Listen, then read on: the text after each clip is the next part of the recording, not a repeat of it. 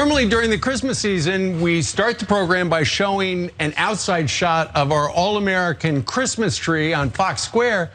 But last night, shortly after midnight, somebody climbed up in the tree and lit it on fire. It's beginning to look a lot like arson. Right now, there is somebody who is in custody and is being interviewed by local police. Who sets a Christmas tree on fire?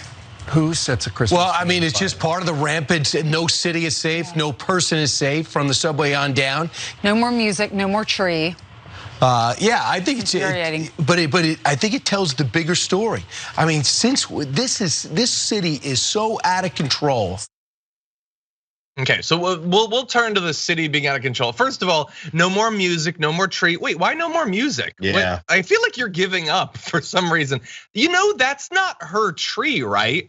Like, they can still have I have a Christmas tree in my living room right now. They're not all burned, but I do want to give him credit. It's beginning to look a lot like arson. That's pretty good. I like that. Yeah, good job, Ducey. Yeah, it's the thing. And so again, the good news is that no one was hurt. And it seems the only property that was damaged was the tree, which can be replaced. So yeah, I mean, even that little half joke from Ducey about it's beginning to look like arson because they're still blaming the guy who did it. Yeah. And it's a slight little joke because everybody's okay. This really could just be a breeze through, oh my God, look what happened moment. Yeah. Which it should be. Yeah, well, exactly. And they can have a little bit of fun with it. And you know what? They're gonna get another tree, by the way. It's a multi-billion-dollar company. They can afford another tree. They're gonna be just fine. By the way, so what we try to do is bring you a little bit of joy to the holidays. That's all we do. Inviting Gail is doing the same thing in the chat, saying it doesn't show signs of stopping, and I brought some corn for popping. That's good. See, that's funny. Anyway, you can heat up your like eggnog or something. Anyway, they're very concerned about what this represents for the city and perhaps for the country. Though we want to give you a little bit more. No, actually, we'll hold off a bit for Ainsley. But he's saying this shows how crazy the city is, that it's lawless. We can't have anything. She at one point says that like stretch of like touristy Manhattan is all we have left, which says a lot about her and her relationship to the city, by the way. She was saying that's all we have left before the burning, by the way. Yeah, that's all we have. Okay, so again, this city, I can't believe it. That's what Killmeat started with. So maybe that energy just decided to just create a domino effect now on their set, that limiting how horrible their city is. Again, there's many complaints you could have about your city, but this is an indication of how horrible the crime is there. Well, again, like most conservatives say, why are you still live in that crazy lib city? Why don't you move to Texas? I heard Texas is open, Brian. I heard Elon was moving there. Everybody's moving to Texas, right? Take off, leave that horrible lib, crime-ridden city that you hate so much and go to Texas. Hit up Dallas, do Fox and Friends South and see how you like it down there. Yeah, 100%. They could, they choose not to. They like living in the places that they pretend to hate. That said, it goes a little bit beyond this. This isn't just about anarchy. It's also, again, about striking a blow against Christianity. So here is Ainsley Earhardt. Who sets a Christmas tree on fire? It's a tree that unites us, that brings us together. It's about the Christmas spirit. It is about the holiday season. It's about Jesus. It's about Hanukkah. It is about everything that we stand for as a country. Freedom and being able to worship the way that you want to worship. It makes me so mad. Well, it does. Wait, Jayar, I feel like sometimes, in this weird job of ours, you just start talking, you don't know exactly where you're gonna end up. I feel like she ended up in kind of a weird place with some of that. What do you think? Yeah, I'm glad you said that because I was ready to just try and lay into all these collisions of thought processes that she had. And again, like you said, maybe it was, I'm in like in a giving mood. It's the holiday season, John. Mm-hmm. I'm like halfway giving a pass because none of that made any sense, but maybe she was just reeling, because for some reason, the Christmas tree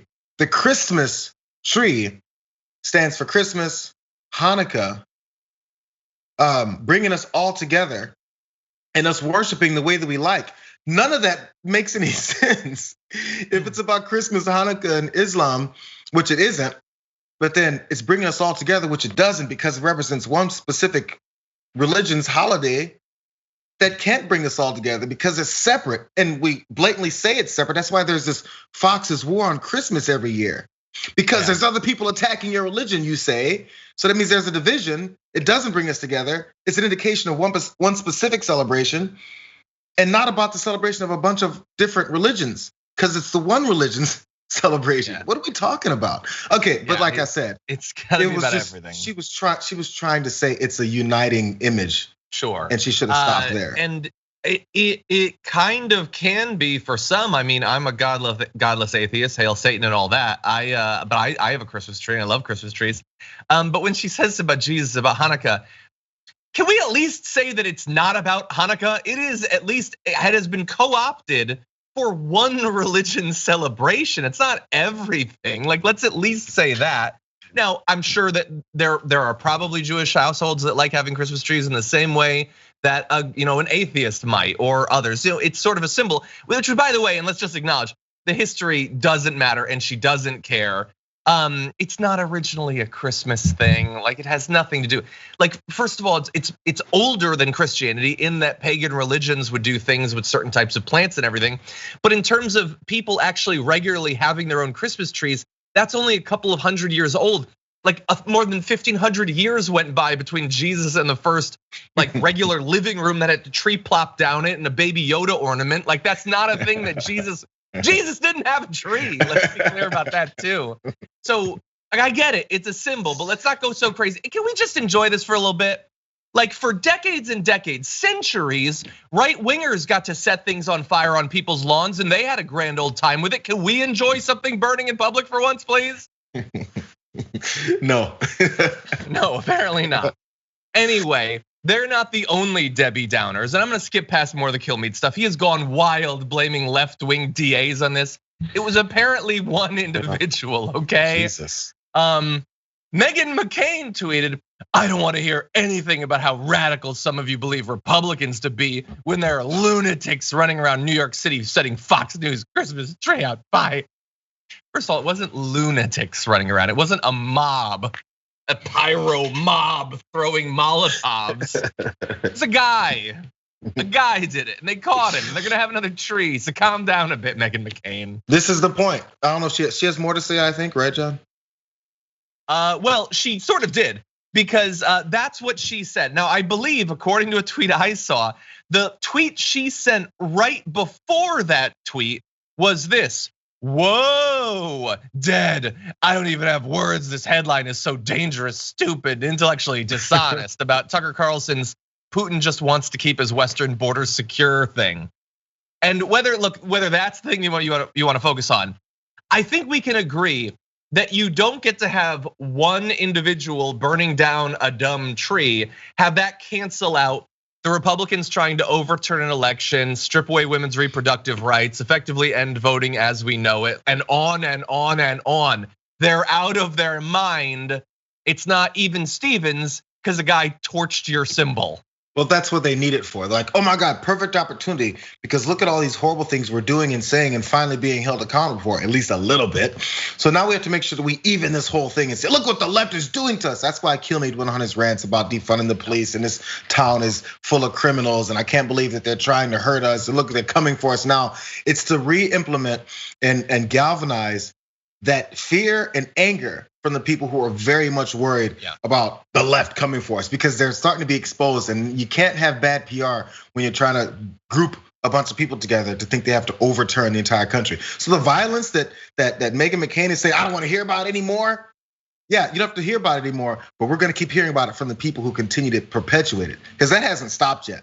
This is separate from someone burning a tree down. This is you telling people, hey, you need to grab your guns and go start coming after your elected officials and people who disagree with you.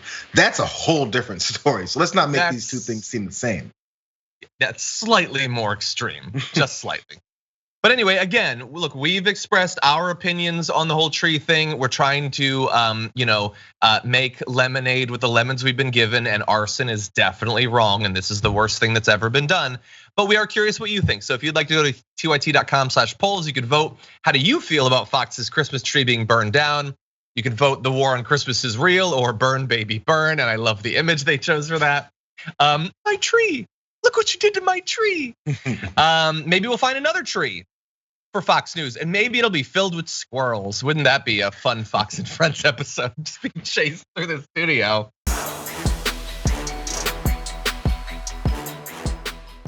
For more political news breakdowns, interviews, stories of activism, and me trying my hardest to care about the occasional big celebrity news story, subscribe to our YouTube channel at youtube.com/The Damage Report. And you can ring the bell wherever it is so you don't miss anything.